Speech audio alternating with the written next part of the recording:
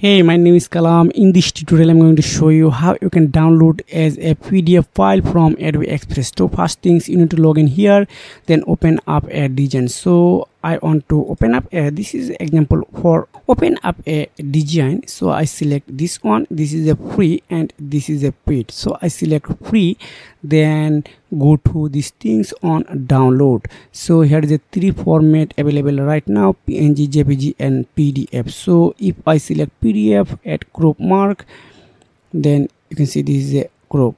So I did not select right now here. Just click on download button, then after few seconds it will be download started. Okay, you can see this is already starting download. So you can use it many purpose. So if you have found this video helpful for you, make sure like and subscribe this channel. See you again, take care, goodbye.